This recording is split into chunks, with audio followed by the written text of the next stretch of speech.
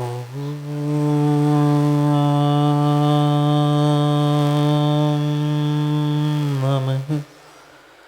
सिद्धेभ्यः।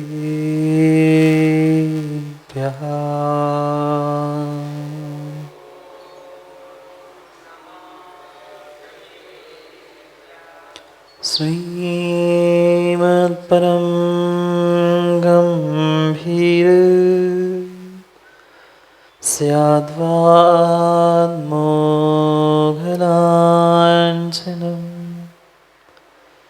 जियात्रैलोक्यनाथस्य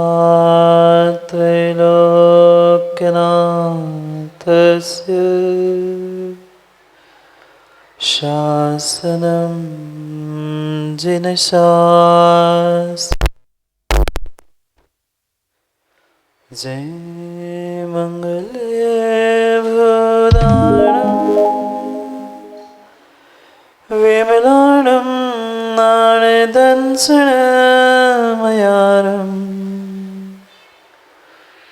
तैलोयसेयानं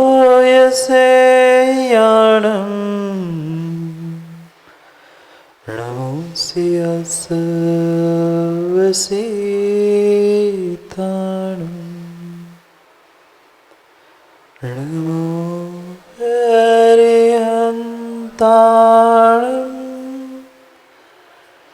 नमो सिद्धाणं नमो आयर्याणं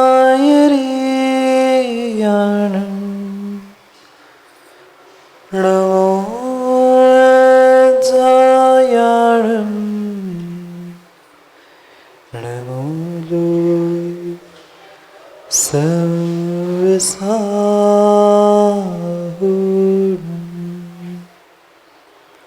अनंत अनंत परम सिद्ध भगवान के 1008 से आदिनाथ भगवान के परम पूज्य आचार्य भगवान कुंद कुंद स्वामी के परम पूज्य आचार्य भगवान गुरुवर विशुद्ध सागर जी महाराज के सनातन जैन धर्म की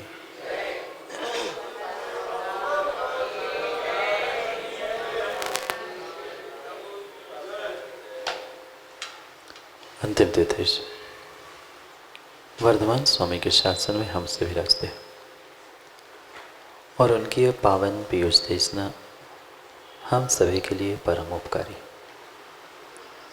अनादिकाल से हमारी आत्मा जो जन्म जरा और मृत्यु रूपी रोग लगे, उन रोगों का उपशमन करने वाली कोई परम औषधि है तो वह एकमात्र यह जिनवाणी।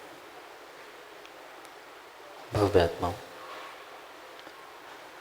एक राजा के दरबार में 2 मंत्री थे और स्वाभाविक सी बात है, एक पद पर 2 व्यक्ति हो तो आपस में ईर्ष्या और स्पर्धा होती ही। कहने के लिए दोनों राजा की और राज्य की हित की बात चाहते थे, पर कुछ भी हो थे तो इंसान, कर्मों के साथ थे और हमेशा ही सबके साथ यही होता रहा कि दूसरे किसी की उन्नति देखे कि भीतर माँ आग लग गई। लकड़ी से जलने वाली आग लगे नहीं लगे, पर ईर्ष्या की आग तो लगती ही है। हमारा कैसा ही हो पर दूसरे का क्यों अच्छा हो रहा है। मैं इतना सब कुछ करता हूं पर मेरा कोई नाम नहीं लेता, मेरी कोई प्रशंसा नहीं करता, उसकी प्रशंसा क्यों।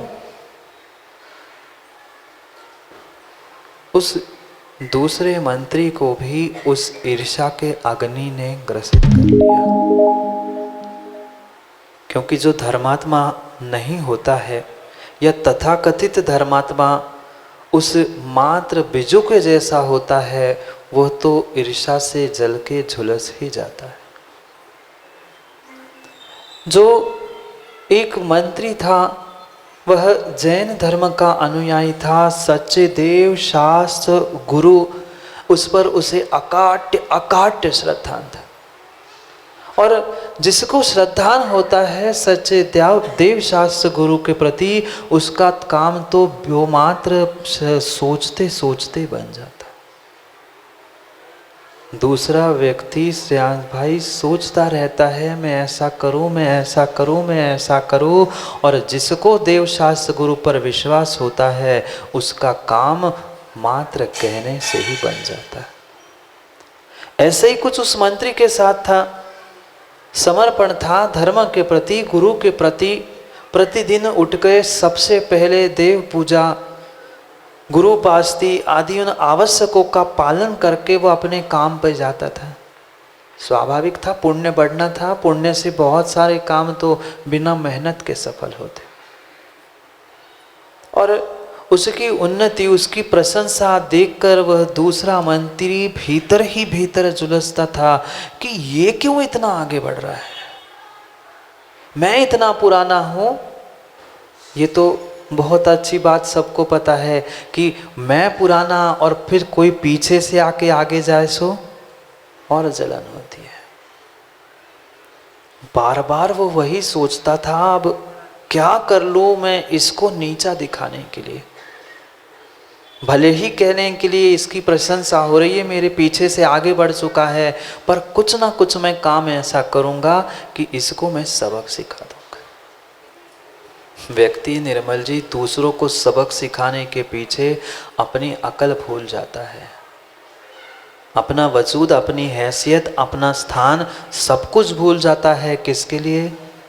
मैं उसको दिखा दूंगा। अपने आप को तो देख नहीं पा रहा है, दिखा नहीं पा रहा है, और तू क्या दूसरों को दिखाएगा। कह दिया एक दिन राजा के दरबार में जाकर कह दिया, राजन आप इस मंत्री को स्थान दिए हो, पता है, आप जानते हो ये किसको गुरु मानता है, किसको भगवान मानता है, और कैसे धर्म का आलंबन लेता है। राजा ने कहा मैं थोड़ा बहुत तो जानता हूँ, ये जिन शासन का जैन धर्म का आलंबन है और देव शास्त्र गुरु को मानता है, ऐसा यही कहता है। राजन अभी आपको पता नहीं है, इनके कभी भगवान को देखा आपने? नहीं, इनके भगवान नंगे होते हैं। वो मंत्री वहां बैठा था, पल पल उसे शब्दों से अपने हृदय में आघात हो रहा था। ये कह रहा है, अभी तो सुनो, अभी तो सुनो, जिस गुरु की बात ये करता है, गुरु के कृपा से, गुरु के आशीष की बात करता है, जाके देखो इनके गुरु कोढ़ी होते हैं, उनके गुरु कुष्ठ रोग से ग्रसित होते हैं, उनके शरीर से बदबू आती है, वे नहाते नहीं है, नंगे होते हैं। दुनिया भर की बातें कह दी। श्रद्धा नहीं थी ना, श्रद्धा नहीं थी, इसलिए दिगंबर मुनि में नंगा दिख रहा था। श्रद्धा नहीं थी, इसलिए पाषाण की वह प्रतिमा भी, भगवान की प्रतिमा भी नंगी प्रतिमा दिख रही थी।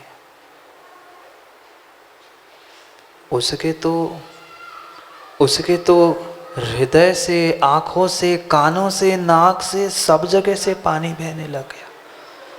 कहता है ये कह क्या रहा है?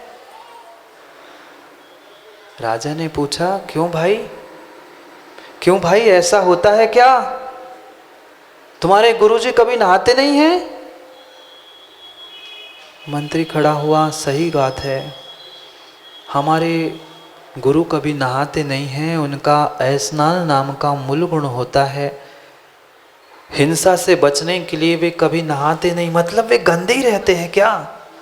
नहीं, वे गंदे नहीं रहते, वे नहाते नहीं हैं। राजन आप 4 बार फुनेल, इत्र, पता नहीं क्या क्या लगा के नहाओगे, पर जो कांति बिना नहाए उनके चेहरे पर और तन पे होती है, वो आप 10 बार क्रीम पाउडर लगा के नहीं होती।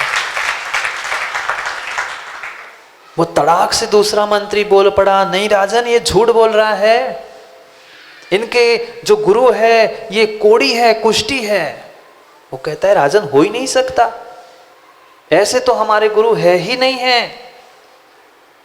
उस मंत्री ने चालाकी करते हुए अपने ही नगर के उद्यान में एक मुनिराज को रोका था। जो देव शास्त्र गुरु को मानने वाला था उसे पता ही नहीं था कि नगर में कोई मुनिराज भी आए हैं। इस मंत्री ने कहा ईर्ष्या से जलते हुए, राजन आपको विश्वास नहीं है, जाके नगर के उद्यान में देखो, एक कुष्टी नंगा इनका गुरु बन के बैठा है। वो कहता है राजन ये झूठ बोल रहा है, ऐसा हो ही नहीं सकता।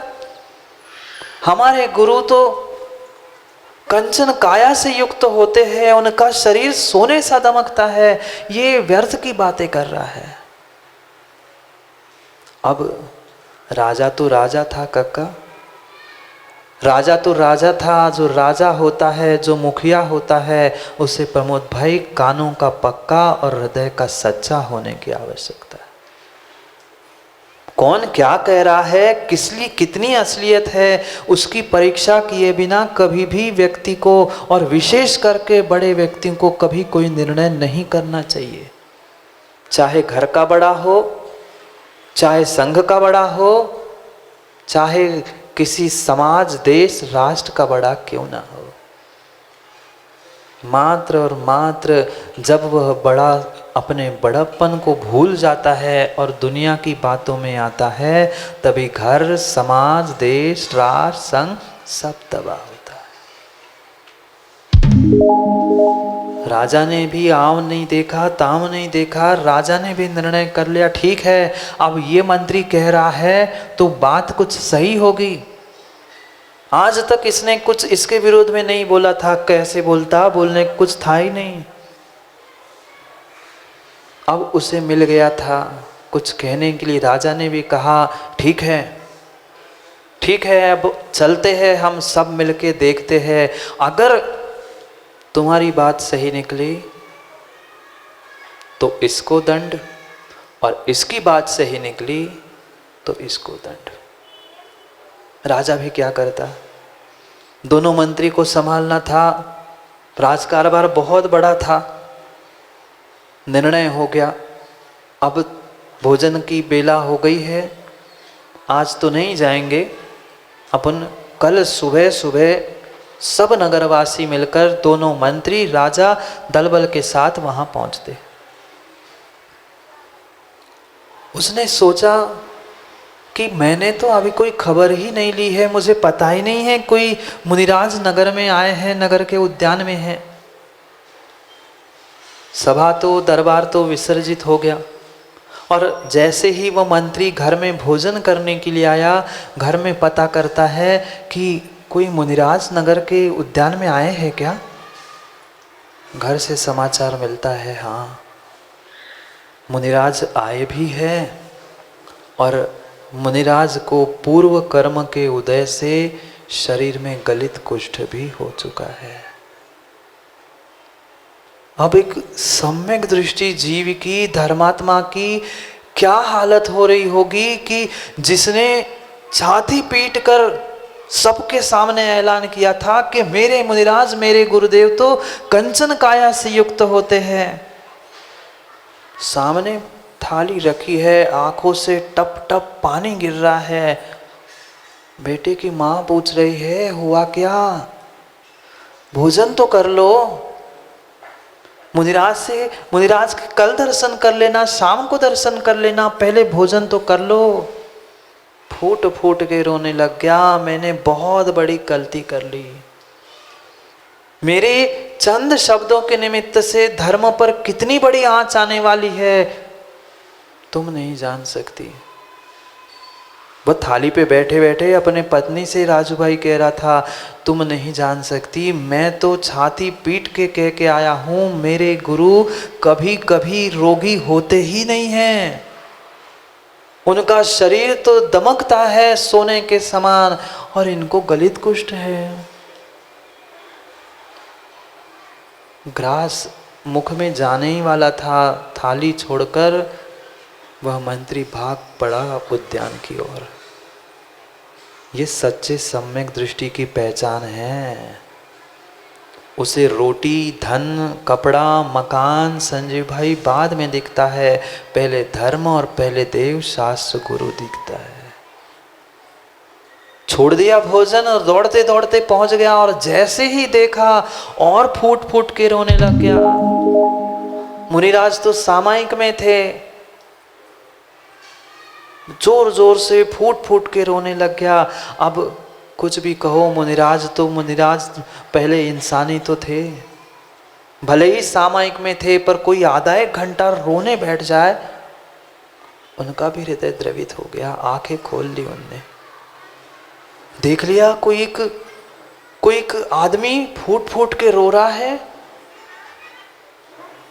मुख आंखें दोनों ही खुली और उन मुनिराज ने पूछ लिया, भाई बात क्या है, क्यों तो इतना फूट फूट के रो रहा है? किसी ने कुछ कह दिया, किसी ने कुछ कर दिया, बात क्या है?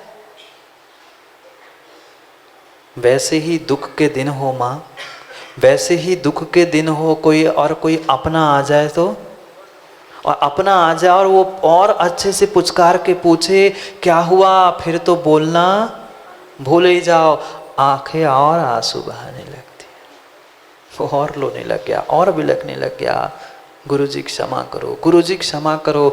गुरुजी कह रहे, भाई मैंने किया क्या जिसके लिए तुम्हें क्षमा करो कि तूने कुछ किया? मैं बहुत बड़ा उपसर्ग मोड़ के लाया हूँ।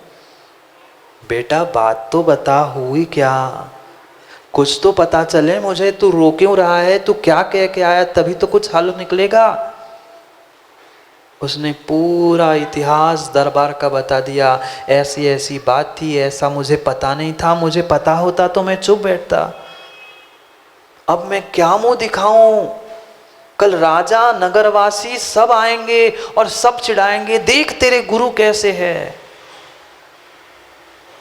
गुरुजी मुझे अपनी चिंता नहीं है, प्रमोद भाई मुझे अपनी चिंता नहीं है, पर मेरे गुरु और मेरे धर्म पर कोई उंगली उठाए मैं बर्दाश्त नहीं कर सकता। मेरा मंत्री पद निकल जाए, मुझे जो दंड मिल जाए, मुझे उसकी कोई कीमत नहीं है। मुझे फांसी भी लटका दी जाए तो कोई गल नहीं है, पर कल कोई कहेगा कि तेरे गुरु तो ऐसे कुष्ठी है, मैं सहन नहीं कर पाऊंगा गुरुजी। मैं छाती पेट के आया हूं कि मेरे गुरुजी तो दमकती काया के होते हैं, कल कैसे काम बनेगा? कल राजा आएगा, पूरे दल बल के साथ आएगा, नगरवासी आएंगे, क्योंकि तमाशा तो सबको अच्छा लगता ही है। पूरे नगरवासी तमाशा देखने आएंगे, मैं क्या मुंह दिखाऊंगा राजा को?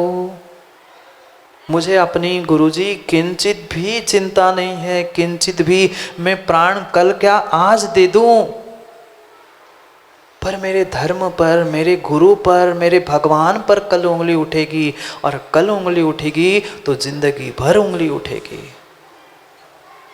मैं क्या करूं समझ नहीं आ रहा है। आप ही कुछ मार्ग बता दो, आप ही कुछ मार्ग बता दो, मुझे समझ में नहीं आ रहा है, मैं जाऊं कहाँ जाऊं? थाली पे बैठा था, भोजन तक नहीं गए, आप ही मार्ग बता दो। गुरुजी मुस्कुराते हुए कहते, बस इतनी सी बात, तो क्यों टेंशन लेता है, घर जा, कल देखते हैं। वो कहता है, गुरुजी मजाक नहीं है, आप इतने हल्के में ले रहे हो कि जैसे कुछ हुआ ही नहीं है। आप मेरे गुरु हो, आपके पूरे शरीर में गलित कुष्ठ है और मात्र चंद घंटे बचे हैं, आप कह रहे हो चले जाओ ठीक हो जाएगा, क्या मजाक है क्या? अब भक्त भी भगवान से, शिष्य भी गुरु से बातें कर रहा है, गुरुजी कुछ तो उपाय करो, मेरी इज्जत तो मेरी इज्जत, मेरे धर्म की और मेरी गुरु की इज्जत एक तरफा लगी है। मुझ पे उंगली उठाए, मुझे मेरे प्राण ले ले, मुझे कोई हर्ज नहीं है, पर मैं अपने वीतराग धर्म पर, वीतराग गुरु और वीतराग प्रभु पर उठने वाली उंगली नहीं देख सकता। एक काम करता हूँ गुरुजी, मैं यही बैठे बैठे अपने प्राण दे देता हूँ, नहीं तो जाते जाते कहीं कूद के आत्महत्या। नहीं बेटा, बिल्कुल ऐसे अशुभ परिणाम मत लाना। फिर क्या करूं, जाके उस मंत्री को मार दूं? नहीं बेटा, कुछ मत कर, कुछ भी मत कर, मैं दवाई खा लूंगा कल ठीक हो जाऊंगा। वो कहते गुरुजी क्या कह रहे हो? हाँ बेटा, थोड़ी देर में मैं दवाई खा लूंगा और मैं ठीक हो जाऊंगा। महाराज जी आपने तो आहार कर लिया, अब दवाई खाओगे? अरे बेटा, वो तो शरीर की आवश्यकता के अनुसार मैंने आहार और पेट की दवाई तो ले ली है, पर थोड़ी देर में फिर से मैं आत्मा की दवाई की खोज में बैठूंगा और मुझे विश्वास है मुझे दवाई मिल जाएगी।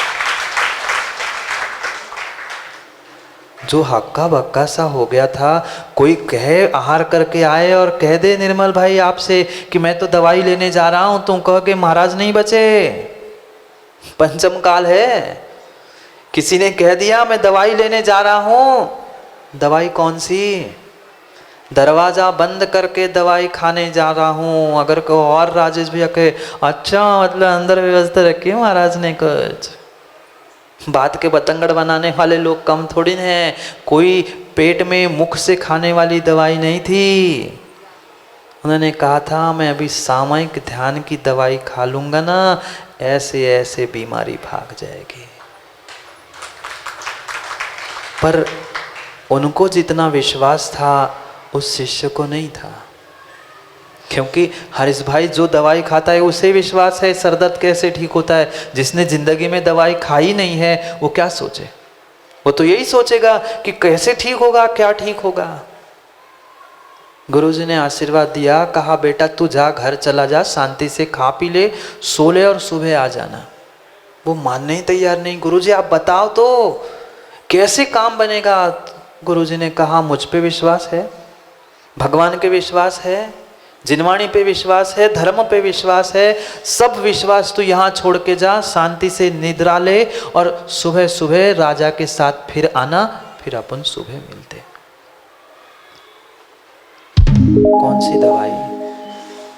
माँ घंटों घंटों उस दवाई को खाते खाते कितने वर्ष कितने भव हो गए।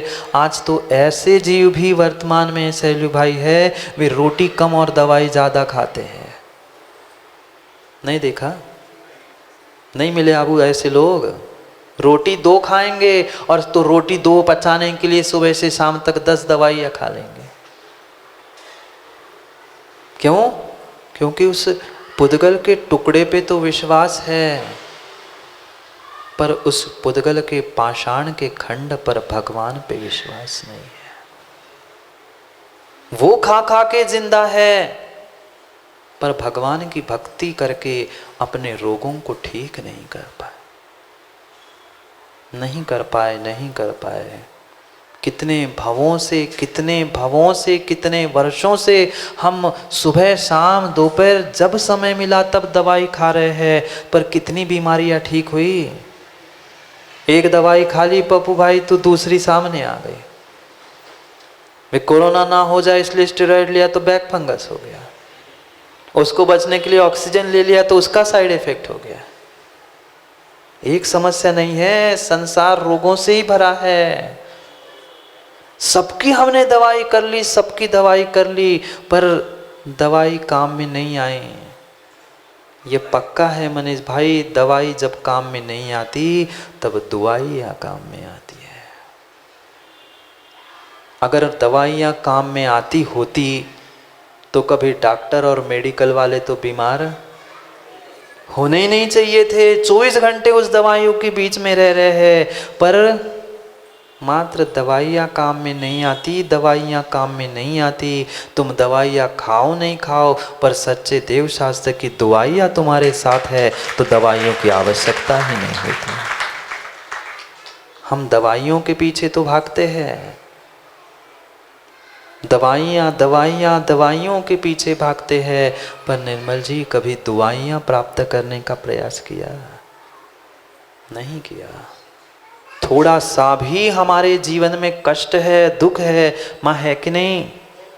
थोड़ा सा भी जीवन में घर में कष्ट है, दुख है, परेशानी है, इसका मतलब यही है कि हमने आज तक धर्म का सच्चा सेवन नहीं किया। उस धर्म रूपी दवाई को हमने आज तक ग्रहण नहीं किया, भक्ति रूपी गोली को हमने आज तक ग्रहण नहीं किया, इसी कारण से हम दुखी है। आकाश भाई दवाई ले लो, ठीक हो जाओगे। वो टैबलेट मैं नहीं दूंगा, पता नहीं वो शुद्ध अशुद्ध कितनी कैसी है। ये जिनवाणी की, प्रभु के दर्शन की, गुरु के दर्शन की ऐसी ऐसी दवाई है कि जो एक बार खा लेता है वो अजर अमर हो जाता है। हम तो सदियों से करते हैं राजू भाई, हम काय नहीं हुए, काय से हमने देखो ही नहीं अच्छे से भगवान को। पद्मनंदी पंचविंशतिका में कहते हैं कि मात्र प्रभु आपके दर्शन करने से हमें तो ऐसा लगा कि साक्षात अमृत मैंने पी लिया हो। हम तो अमृत भी पी के आए स्वर्गों में जाके, फिर भी अमर नहीं हो पाए। जन्मों जन्मों का पाप, जन्मों जन्मों का संचय मात्र एक दवाई से ठीक होता है। चाहे देव कहो, गुरु कहो, चाहे शास्त्र कहो, ये तीन ऐसी दवाइयाँ हैं, उनके दर्शन, उसकी भक्ति, उनकी वंदना ऐसी ऐसी दवाइयाँ हैं जो तीनों रोगों को मिटा देगी, जन्म जरा मृत्यु। अरे क्या शरीर के रोग ठीक करने के पीछे पड़े हो माँ, क्या शरीर के रोग ठीक करने के पीछे पड़े हो। ये शरीर के रोग मरते दम तक साथ नहीं छोड़ने वाले। एक एक अंगुल पर, एक एक अंगुल पर 96 रोग है। हम उसको ठीक करने के चक्कर में हमारे जन्म जरा मृत्यु रूपी रोगों को बढ़ा रहे हैं। अरे ठीक करने की ताकत है, ठीक करना ही चाहते हो तो अपने आत्मा के जन्म जरा मृत्यु रोगों को ठीक करने का पुरुषार्थ करो ना। जिणवैणम मोसविणम, जिणवैणम मोसविणम। कुंद कुंद स्वामी कह रहे हैं कि ये जिनेंद्र भगवान की वाणी ही औषधि है। विषय विरेचनम, जो विषय कषाय मेरे भीतर ठूस ठूस के भरी है ना, उसको निकालने वाली कोई दवाई है, जन्म जरा मृत्यु को निवारण करने वाली कोई दवाई है तो ये जिनवाणी है। और जिनवाणी प्रिस्क्रिप्शन लिखने वाला कौन है? जब प्रिस्क्रिप्शन में लिखा है वो पढ़ के, वो दवाई मेडिकल से खरीद के खाने में इतना आनंद है, फिर जिस तीर्थंकर भगवान के मुखारविंद से वो जिनवाणी निकली है वह कितने धन्य होंगे। वे है सच्चे डॉक्टर। ये कोई बाहर के काम में आने वाले नहीं हैं, क्योंकि एक बीमारी ठीक हुई कि शाम की वो तैयारी दवाई ऐसी प्रमोद भाई देते हैं कि तुम इधर की दवाई खाओ तो तुम्हें दूसरे दिन 8 दिन बाद फिर आना ही पड़े। बहुत गजब की बात कह रहे हैं। कौन सा रोग, कौन सी बीमारी? कोई रोग नहीं, कोई बीमारी नहीं। ये शरीर का रोग, शरीर की बीमारी क्या, आत्मा के रोग तब ठीक हो सकते हैं। जन्म जरा और मृत्यु रूपी जो संसार में बांधने वाले ये 3 रोग हैं, उसको जड़ के जड़ से मिटाने के लिए कुछ मत करो, कुछ मत करो, मात्र प्रभु के, वीतरागी प्रभु के दर्शन कर लो। पर कभी वो अनुभूति, वह रोमांच हमारे भीतर आज तक नहीं आया कि हमने 3 लोक के नाथ के दर्शन किए हैं। हम जैसे श्रीफल पटकते हैं ऐसी माथा पटकते हैं और आगे बढ़ जाते हैं। रूटीन सा बना लिया है, उससे काम नहीं बनेगा, नहीं बनेगा, नहीं बनेगा। उधर वे दवाई खा रहे थे, दवाई से इतनी बातें आ गई। मुनिराज दवाई खा रहे थे, अच्छे से सुन लेना भाई, नहीं तो अर्थ का अनर्थ कर दो अनिल। दवाई कौन सी? कोई मुख में लेने वाली नहीं, ध्यान और सामायिक की दवाई में लीन हो गए, बैठ गए ध्यान में और उस प्रभु की भक्ति करने में तल्लीन हो गए। सामने भगवान नहीं थे, प्रभु नहीं थे, गुरु नहीं थे, कोई नहीं था, पर आंख बंद कर ली और प्रभु और गुरु की मूरत को निहार लिया। जिसके हृदय में प्रभु और गुरु होता है उसे गुरु के पास पहुंचने की आवश्यकता नहीं होती, आंख बंद करके भी प्रभु व गुरु झलक सकता है। पर इसका मतलब ये नहीं है कि कल से हम घर ही बैठे बैठे प्रभु और गुरु के दर्शन करके वहीं से पूजा पाठ कर लें। हाँ, पंचम काल स्वतंत्र जैसे जीव है कि तुरंत स्वतंत्र हो जाते हैं। बहुत अच्छी कही, आप ही नहीं तो कही थी, आंख बंद कर लो। इसलिए तो आपके पास नहीं आते महाराज जी, हम आंख बंद कर ले देख लेते, बहुत चालू लोग हैं भाई। वो ध्यान सामायिक की बात चल रही है। देव दर्शन तो भगवान के पास ही जाके करना होगा। देव पूजा गुरु पास थी, वह देव शास्त्र गुरु के पास ही पहुंच के होगा, घर बैठे नहीं हो सकता। लीन हो गए और प्रभु से भीख नहीं मांगी। हमारे जैसा कोई जीव होता तो जाके प्रभु से भीख मांगता, भगवान कुछ दे दो, हमारे रोग ठीक कर दो। माता वो आप लोग नहीं कहते ना, ऐसे भी जीव है भगवान से ही बार्गेनिंग करने पहुंच जाते हैं। बनियागिरी दुकानदारी के इतना उनके संस्कार हैं कि वे कहीं ना कहीं वह आदत भगवान और गुरु के पास भी आके वही करते हैं।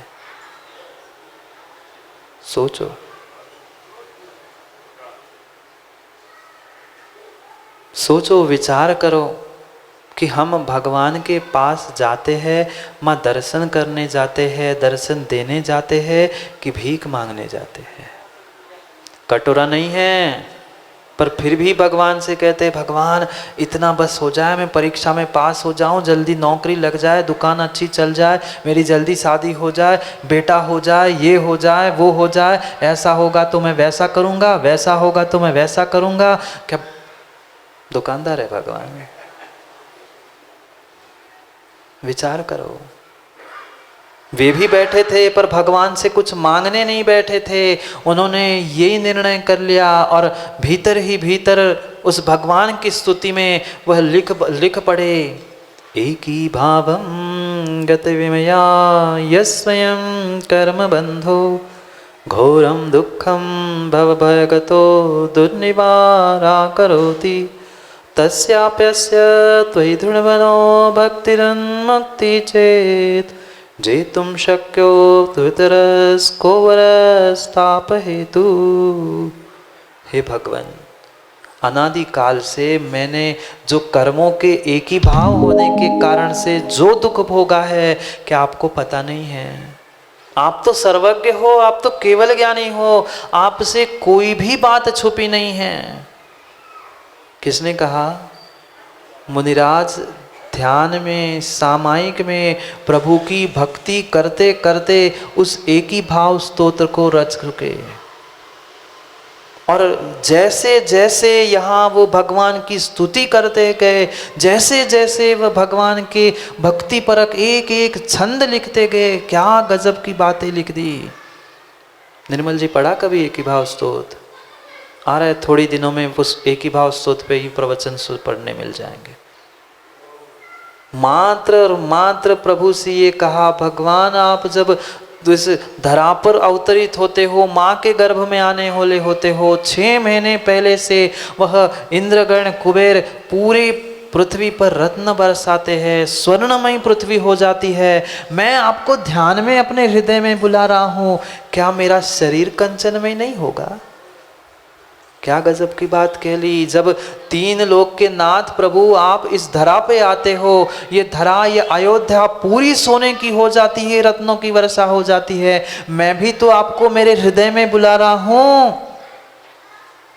मेरे हृदय में जब तुम आओगे तो ऐसे सड़े शरीर में कैसे आओगे? वो तो सोने का होगा ही होगा। जब अयोध्या सोने की हो सकती है, मेरा सोना शरीर भी सोने का होगा। भीख नहीं मांगी, सम्यक दृष्टि धर्मात्मा कभी भीख नहीं मांगता, पर पुनः कह रहा हूँ खाली हाथ भी कभी नहीं जाता। ये तरीका होता है पंडित जी भगवान से कुछ लेने का, गुरु से कुछ लेने का। हम लेना ही नहीं जानते। लेने की भी कला होती है। लेना ही नहीं जानते तो फिर किस काम का। गुरु के पास आके हमने मनीष भाई कुछ नहीं लिया तो हमारा जीवन व्यर्थ है। प्रभु के पास पहुंच के हम कुछ नहीं ले जा पा रहे हैं तो हमारे जैसा अभागी संसार में कोई नहीं है। ये दोनों ऐसी इस ब्रह्मांड की शक्ति है।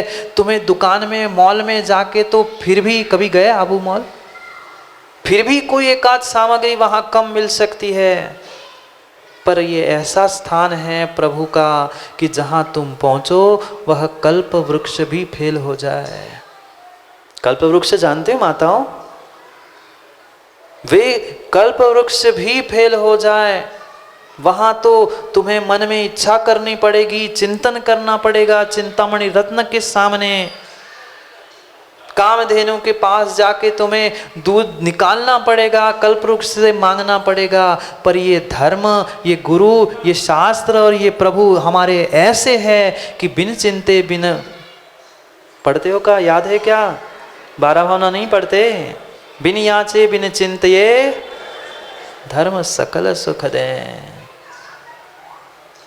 बिना मांगे बिना कहे तुम इच्छा प्रकट करो नहीं करो, गुरु के पास बस शांति से बैठ जाओ, गुरु समझ जाता है मन में क्या बात है।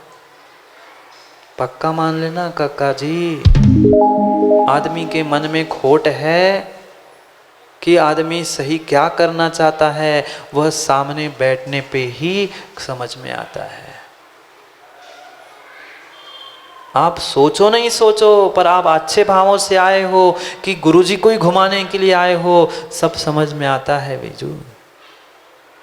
लोग समझते महाराज को क्या समझता है, कपड़े उतार दिए घर छोड़ दिए, मतलब कपड़े उतारने घर छोड़ने से प्रमोद भाई इधर से खाली नहीं हुए हैं। लोग समझते हैं ऐसे कि वे तो नंगे हैं भाई, नंगे बाहर से है, अकल से नहीं है।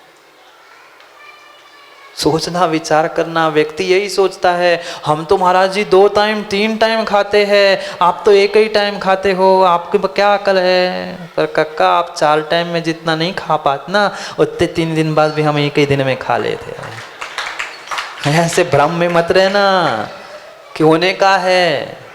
गुरु ने बहुत कुछ दिया है और बहुत कुछ सिखाया भी है।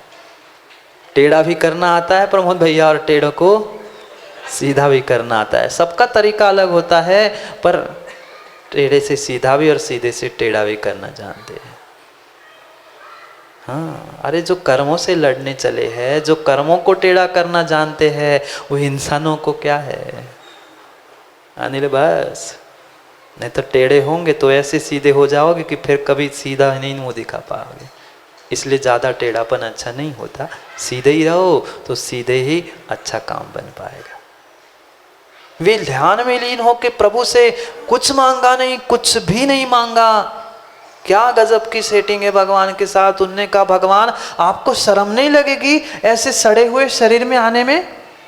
आप 3 लोक के नाथ, सोने के महल में रहने वाले, और मैं अपने हृदय में ध्यान में आपको बुला रहा हूं, और मेरा ऐसा शरीर कैसा रहेगा। एक एक एक करते करते 25 श्लोक उन्होंने बना डाले, और इधर जैसे श्लोक वह भीतर भीतर भीतर वह स्तवन करते गए, वह शरीर का गलित कुष्ठ टपकते टपकते टपकते टपकते पूरा शरीर सोने का होने लग गया था। तल्लीन थे ध्यान में, सामायिक में। इधर सूरज की पौ फूटी, दिन निकल आया। शायद मानो उस सूरज को भी लग रहा था कब जाके मैं उस मेरे से भी दमकते हुए मुनिराज के मैं दर्शन कर लूं। इसलिए उस दिन सूरज भी जल्दी आया था मुनिराज के चरण स्पर्श करने के लिए अपने किरणों से। उसने भी दर्शन कर लिए। पहले ही काया चमक रही थी, फिर उगते हुए उस सूरज की भानु वो भी भानु था, पर भानु जलाने के लिए नहीं, प्रकाश करने के लिए बनना। उसने भी उस स्वर्णमयी काया को और दमकाने का प्रयास किया। हम कुछ कर पाए नहीं कर पाए, धर्म के लिए कुछ कर पाए नहीं कर पाए, पर कम से कम धर्मात्माओं जो कर रहा है उसका सहयोग तो करो। उसका सहयोग तो करो। अगर सहयोग भी नहीं कर पा रहे हैं तो हाँ, आदत ही है, क्या करे। वही तो कह रहा हूँ, हम नहीं सो तुम भी नहीं। बिजू का है बेचारे, ना हम खाए ना तुम्हें खाने दे। हम तुम बढ़ रहे आगे, तुम्हारी भी टांग खींचे, तुम काय को आगे, हम पहले जा, ना हमें जाने ना तुम्हें जाने, दोनों बैठे रहो। मत बनो बिजू का, मत बनो बिजू का। कर सको तो धर्म और धर्मात्मा के लिए, देव शास्त्र गुरु के लिए सब न्यौछावर कर देना। और नहीं हम कर पा रहे हैं, कम से कम जो कर रहे हैं उनकी अनुमोदना ही कर देना। नहीं कर पाते पर निर्मल जी, हर कोई नहीं कर पाता। टांग खींचने की इतनी इतनी इतनी बुरी आदत आज वर्तमान के इंसानों को हो चुकी है कि कोई किसी को अच्छा देखना ही नहीं चाहता। हमारा अच्छा हो, हमारा बुरा भी हो जाए, पर तुम्हारा अच्छा नहीं होने दूंगा, ऐसे भी जीव है।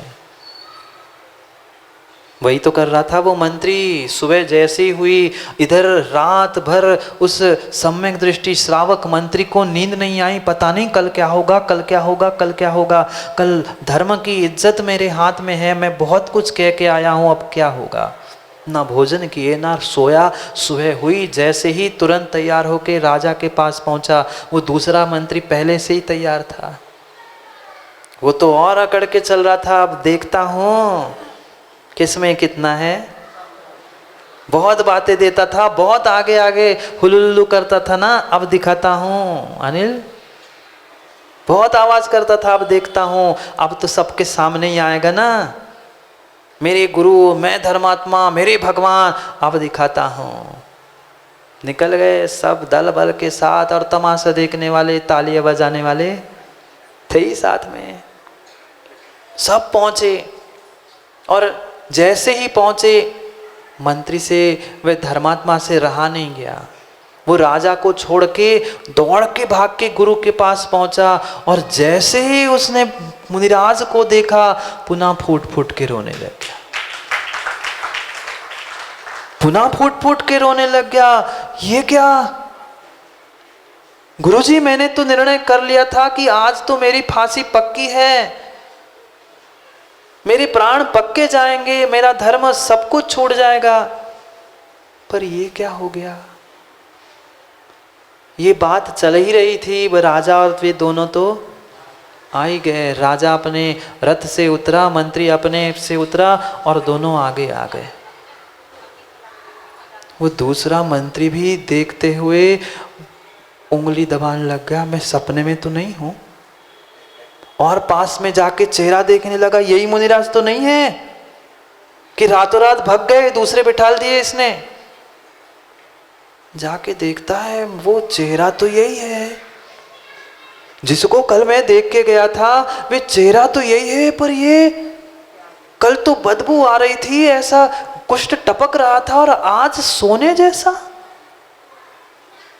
इतना सा मुंह रह गया। राजा पहले इधर देखता है, फिर इधर देखता है, इसको देखा, महाराज को देखा, गुरु को देखा, और इसको देखा। अब आंखों से ही बातें हो गई।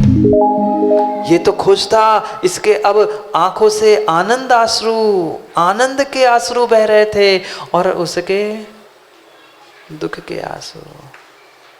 भाई सोच समझ कर विचार करके श्रमिक भाई, हमें दूसरों से पंगा लेना चाहिए। व्यक्ति नहीं सोचता राजू भाई सामने वाले का पुण्य, वो सामने वाला कितना धर्मात्मा है, कौन है, क्या है, ये सोचकर लड़ने जाना चाहिए। जिसके सातिशय पुण्य का उदय चल रहा है, हम उससे ही बहस करके उससे ही लड़ने जाएंगे तो कभी भी जीतने वाले नहीं हैं। क्योंकि ये पक्का है, सच्चे धर्मात्मा के आगे वह तथा कथित सो कॉल्ड धर्मात्मा कभी भी टिक नहीं सकता। खूब लड़ लेना, खूब लड़ लेना, पर नहीं कर सकता। वो भूल चुका था कि जो सच्चे देव शास्त्र गुरु का धर्म का अनुयायी है, उससे मैं कैसे जीत सकता हूं। राजा ने पूछा, बोलो भाई ये क्या है, ये क्या तमाशा है। तुमने कुछ कहा था, अब मैं किसकी बात सही मानूं। किसकी बात सही मानूं? तूने तो कहा था इनके गलित कुष्ठ है, ऐसा है वैसा है, पर सही बात तो इसकी निकली, अब तेरी खैर नहीं है। तुमने इसके धर्म को, इसकी भावनाओं को और सबको तुमने ठेस पहुंचाई है। तुम्हें तो फांसी नहीं। राजा ने तुरंत तलवार निकाली और जैसे ही तलवार की आवाज आई, मुनिराज ने आंख खोल दी। वो मारना नहीं चाहते थे किसी को, वो किसी की बुराई नहीं चाहते, किसी की भी बुराई नहीं चाहते। वे मात्र और मात्र भीतर की कसायों को निकालना चाहते, धर्म की महिमा को बताना चाहते थे, प्रभु के दर्शन, प्रभु की भक्ति की महिमा को बताना चाहते थे। उन्होंने जैसे ही सुना और जैसे ही समझा कि किसी का घात होगा, नहीं, मैं एक चींटी का तो घात नहीं होने देता और पंचेंद्रिय मेरे सामने मरेगा। तुरंत वो बोल पड़े, राजन नहीं, इसकी गलती नहीं है, राजन इसकी गलती नहीं है, आप इसे मत मारिए।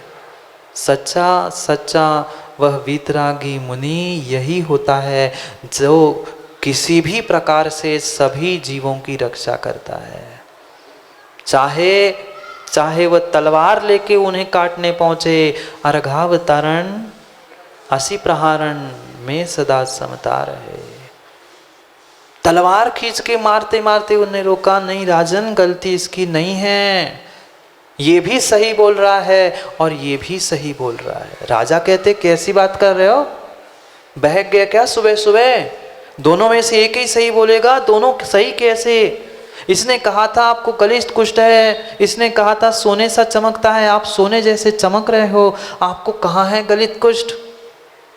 उसने कहा, राजन मुझे यह बात पता थी, आप नहीं मानोगे, मैंने छिंगली में इतना सा कुष्ठ बचा के रखा है, देख। राजा ने देखा, सही है, शरीर तो पूरा चमक रहा है पर इतनी सी छिंगली में अभी भी कुष्ठ बचा है, मतलब राजन दोनों सही है। कल तक मुझे गलित कुष्ठ था, मैं पीड़ित था, पर रात में कौन सी दवाई खा ली, कौन सा लेप लगा लिया? कोई दवाई कोई लेप शरीर में नहीं लगाया, शरीर के लिए नहीं खाया।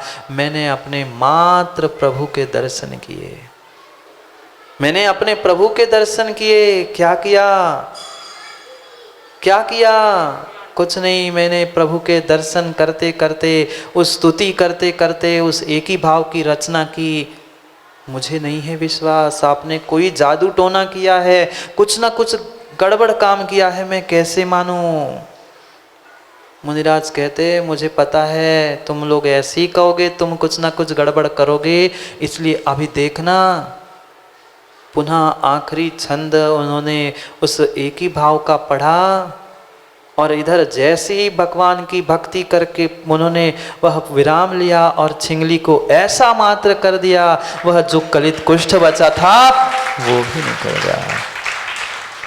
तत्संस्तवेन तव संतति सन्निबद्धम पापम क्षणाक्षयमुपैति शरीर भाजान आक्रांत लोक मलिने मशेष मासु सूर्यासु भिन्न शार्वर मंथकात।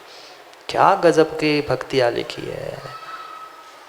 मात्र आपकी स्तुति वंदना प्रभु दर्शन करने की इतनी महिमा है, फिर तो मैंने आपकी पूरी स्तुति लिख डाली।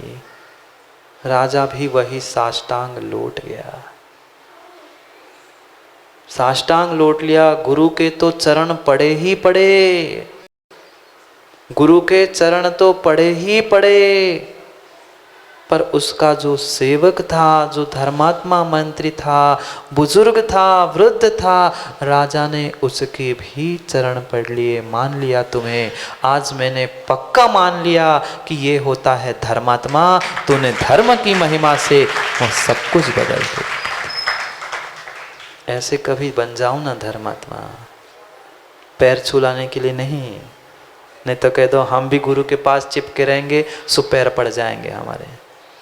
हाँ, ऐसा होता है कभी कभी। रास्ते में अभी विहार करके आ रहे थे तो बहुत सारे बच्चे थे कक्का, और अब इतनी गर्मी थी, भीषण गर्मी थी, बहुत सारे, कोई बनियान में था, कोई चड्डी में था। अनिल भाई तुमने तो देखा, वहाँ जहाँ अपन उस दिन खेत में रुके, जंगल में रुके थे, उसी दिन एक बाहर से टू व्हीलर से भैया आए और महाराज जी थोड़े से पीछे थे, हम आगे आगे चल रहे थे। उन्हें पता है साथ में दो ही महाराज है, ये भैया बैठे ना, इसका भैया ही था, बड़ा भैया था, तो साथ चल रहा था। उसने छोटी सी चड्डी पहनी थी। अब उनने ऊपर आंख उठा के देखा ही नहीं, हमारे पैर पे माथा रखा, अब उस पे उनके पैर पे वो भाग रहा है, वो पैर पकड़ रहे हैं। मैंने कहा पंडित जी ऊपर, भैया जी ऊपर तो देखो। उसने देखा फिर पीछे आए। मतलब कहने की बात, जब हम मात्र गुरु के साथ चंद समय के लिए रहते हैं तो मनीष भाई ऐसी पूजा तुम्हारे चरण छुए जाते हैं। अगर हम ही गुरु बनकर अगर घूमने लग जाए तो कालू क्या नहीं होगा, कह देना तेरे महावीर से।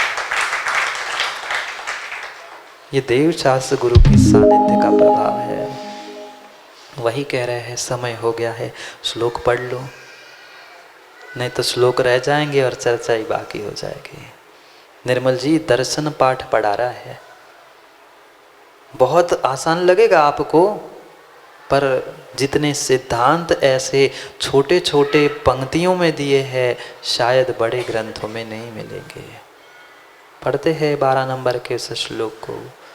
जन्म जन्म कृतं पापम जन्म कोटि मुपार्जितम जन्म मृत्यु जरा रोगम हन्यते जिन दर्शना। जन्म जरा और मृत्यु रूपी रोग हन्यते जिन दर्शना। मात्र और मात्र प्रभु के दर्शन करने से जन्म जरा और मृत्यु रोग मिट जाते हैं। हमारे तो सर दर्द तक ठीक नहीं हो रहे हैं। भगवान में गड़बड़ है, क्या करे, पंचम काल के भगवान है ना, पंचम काल के मुनिराज है। अरे भगवान और मुनिराजों में कमियां मत खोजो, कमियां खोजनी है तो अपनी श्रद्धा में कमियां खोजो। वे वही आदिनाथ है, वे ही भक्तांबर है, वो ही एक ही भाव है। वे ही वादिराज मुनिराज थे, वे भी इंसान थे जिन्होंने उस एक ही भाव की रचना करते हुए गलित कुष्ठ मिटा दिया। मां सरदर्द मिटा पाए? कुछ नहीं मिटा पाए। जन्म जन्म कृतम पापम जन्म कोटि उपार्जितम। कोटि कोटि भवों से हमने जो करोड़ों पाप इकट्ठे किए हैं, वो करोड़ों पापों को अगर मिटाने का कोई साधन है, हन्यते जिन दर्शनात्। ये दर्शन पाठ की महिमा, दर्शन की महिमा बता रहे हैं। क्यों पाठ पढ़ रहे हैं? एक रोग तक हम ठीक नहीं कर पा रहे हैं, एक रोग तक ठीक नहीं कर पा रहे हैं, कहाँ से जन्म जरा और मृत्यु ठीक कर पाएंगे? कई भवों से एकत्रित किया गया पाप क्षण भर में नष्ट जाता है। तत्संस्तवेन तव संतति सन्निवर्तत पापम क्षणात्। क्षणात्, एक क्षण में सब पाप विनष्ट जाते। पर उतनी तीव्रता, उतनी विशुद्धि, उतने निर्मल परिणाम निर्मल जी चाहिए। नाम निर्मल से निर्मल नहीं होगा, परिणाम भी निर्मल चाहिए। पर परिणाम निर्मल तभी होंगे जब देव शास्त्र गुरु के सानिध्य में रहेंगे। भगवान को तो घर में ले जा सकते हो, पर गुरु को रख दिए ना भगवान, तो वो तो घर के पास में, घर में सब कुछ कर सकते हो, पर गुरु को बांध के नहीं रख सकते। गुरु के पास रहोगे तो गुरु और प्रभु सब बन जाओगे। पर क्या करे माँ, समझ में नहीं आता। समय हो गया है। जन्मों जन्मों के संजीव भाई पाप नष्ट होते हैं वीतरागी गुरु और प्रभु के दर्शन करने से। कर लो ना दर्शन एक बार, आंख भर के दर्शन कर लो। इतना इतना इतना प्रभु को निहार लो कि प्रभु को देखते देखते ऐसा लगे कि मैंने प्रभु को पी लिया आंखों से। पी लो ना उस अमृत को दर्शन से, आंखों से, कंठ से तो पी के फिर भी मरना है, पर आंखों से जो उस दर्शन के अमृत को पिएगा वह जन्म जरा मृत्यु को नाश कर देगा। समय हो गया है, समय हो गया है। अब तो पीने का ही समय हो गया महाराज जी। आंखों की कहाँ बातें समझ में आ रही है। जाओ जाओ, समय तो हो ही गया है आबू, जाना है, जाना तो है, पर पहले भीतर जाओ, फिर तुम भीतर जाओ। करेंगे पुनः समय पर समय की चर्चा। कल अंतिम श्लोक को भी हमें समझना है। हाँ, अभी टेस्ट ड्राइव चल रही है पवन भाई, अभी परसों निर्णय होना है, अभी उसके बाद भी 5 दिन होते हैं कक्का। अभी तो टेस्ट ड्राइव चल रही है, अगर पास होंगे तो पर से विचार करेंगे। नहीं करना है ना, पास नहीं करना है ना, टाइम पास करना है। कह रहे टाइम पास ही करना है महाराज जी, टाइम पास नहीं करना है, हमें धर्म में पास होना है। इसलिए समय पर समय की बात के लिए पुनः कल समय पे मिलते हैं, क्योंकि समय पे किया गया काम समय को दिलाता है। बोली भगवान महावीर स्वामी की।